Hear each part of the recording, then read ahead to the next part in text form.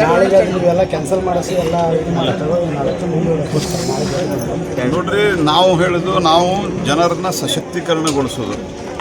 ಚುನಾವಣೆ ಬಂದಾಗ ಒಂದು ವರ್ಷ ಕೊಟ್ಟು ಅನಂತರ ಬಂದ್ ಮಾಡೋದು ನಮ್ಮ ಯೋಜನೆಗಳಲ್ಲ.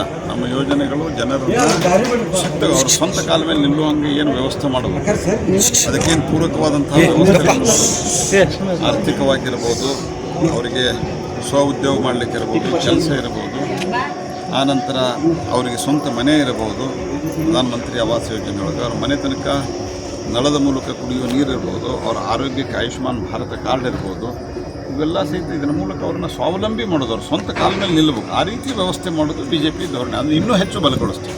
ಸರ್, ಈಗ ಮಾಧ್ಯಮದವರು ನಾವೆಲ್ಲ ಸೇರಿಕೊಂಡು ಒಂದು ಸರ್ವೆ ಮಾಡಿದ್ದೀವಿ ಸರ್. ರೈತರಿಗೆ ತುಂಬ ತೊಂದರೆಗಳಾಗಿದ್ದಾವೆ, ನೀವು ಅವ್ರ ಹತ್ರ ಹೋಗ್ತಾ ಇಲ್ಲ ಅಂತ ಒಂದು ಮಾತು ಬರ್ತಾ ಇದೆ ಸರ್. ರೈತರು ಇಡೀ ಕ್ಷೇತ್ರದಲ್ಲಿ ಪ್ರಧಾನಮಂತ್ರಿ ಕೃಷಿ ಸಮ್ಮಾನ್ ನಿಧಿಯಿಂದ ಹಿಡ್ಕೊಂಡು ನಾವು ಈ ಪ್ರಧಾನಮಂತ್ರಿ ಫಸಲ್ ಬಿಮಾ ಯೋಜನೆಯಲ್ಲಿಯೂ ಸಹಿತ ಹೈಯೆಸ್ಟ್ ಅವರಿಗೆ ಪ್ರಯತ್ನ ಮಾಡಿ ಕೊಡಿಸೋರು.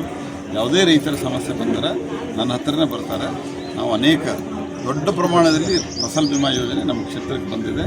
ಅದು ರೈತರಿಗೂ ಗೊತ್ತಿದೆ, ಭಾಳ ಚೆನ್ನಾಗಿ ನಡೀತಿದೆ. ಯಾವ ಥರ ಮಾಡಿಸಿ ಮಾಡಿ ಅವ್ರಿಗೆ ಅನುಕೂಲ ಮಾಡಿಕೊಡ್ತೀವಿ ಸರ್.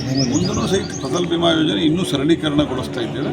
ಪ್ರಧಾನಮಂತ್ರಿ ಕಿಸಾನ್ ಸಮ್ಮಾನ್ ನಿಧಿಯಲ್ಲಿ ಸಹಿತ ನಮ್ಮ ರಾಜ್ಯ ಸರ್ಕಾರ ಬಂದ ನಂತರ ಇನ್ನೂ ಅದಕ್ಕೇನು ಮೊದಲು 4,000 ಕೊಡ್ತಾ ಇದ್ದೀವಿ, ಆ್ಯಡ್ ಮಾಡ್ತೀವಿ. ರೈತರಿಗೆ ಏನು ಮೂಲಭೂತ ಸೌಕರ್ಯ ಬೇಕು, ಹಳ್ಳಿಯೊಳಗೆ ಹೊಲಕ್ಕಾದ್ರೂ ಸ್ಮಾರ್ಟ್ ಸಿಟಿ ಒಂದು ಆಗ್ತಾ ಇತ್ತು. ಸ್ಮಾರ್ಟ್ ಸಿಟಿ ಆಗಿಲ್ಲ, ಎಲ್ಲ ನಡೀತಾ ಇದೆ ಸ್ಮಾರ್ಟ್ ಸಿಟಿ ವರ್ಕು. ಮತ್ತು ದುಡ್ಡು ನಾವು ಕೊಡ್ತೀವಿ, ಯಾವುದಕ್ಕೂ ಏನೇ ನಡೆದ್ರೆ ದುಡ್ಡು ನಾವು ಕೊಡ್ತೀವಿ. ಅದನ್ನು ಅದರ ಅನುಷ್ಠಾನ ಮಾಡೋದು ರಾಜ್ಯ ಸರ್ಕಾರ ಮಾಡ್ತೀವಿ.